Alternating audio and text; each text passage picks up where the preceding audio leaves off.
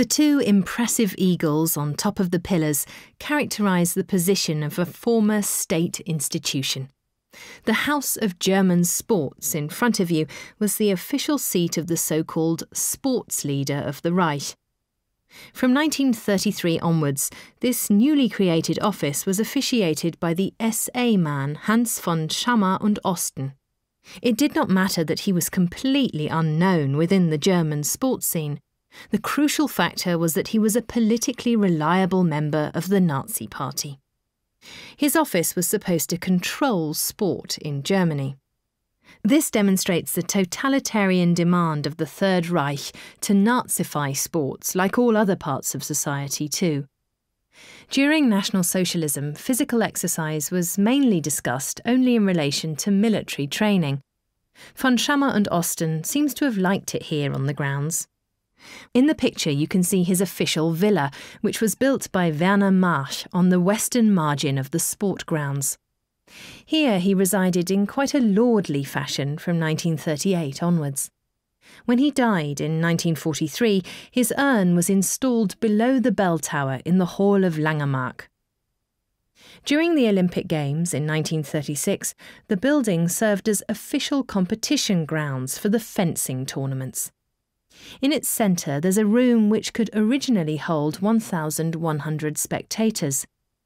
The 17-metre-high cupola of the Dome Hall, with its impressive and astoundingly delicate construction of armoured concrete, marks one of the high points in the work of Werner March.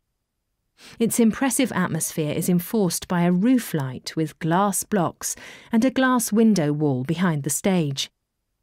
The unpanelled concrete construction, which brings to mind the modern architecture of the 1920s, shows us that sometimes more modernity was put to practice in National Socialism than is generally known.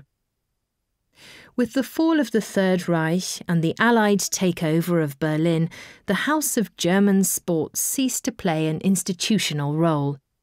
The stadium and the sports park belonged to the British sector from 1945 onwards. Here, British soldiers pose below the scoreboard after the end of the war.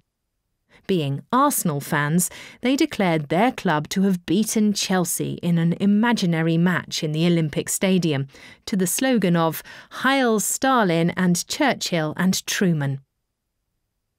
From then on, it was the British Army who used the German Sports Forum, and after having renovated the buildings, they established the British Army headquarters in 1952.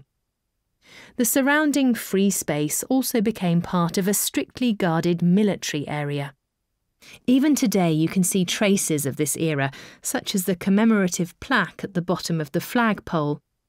When British troops left Berlin after reunification and the Union Jack was hauled down for the last time in 1994, many a guest may have been astonished to see the two eagles glowing in fresh leaf gilding.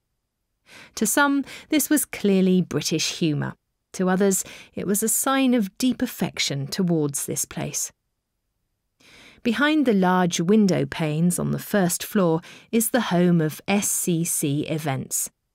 This company is responsible for several big sporting events in town, including the internationally renowned Berlin Marathon.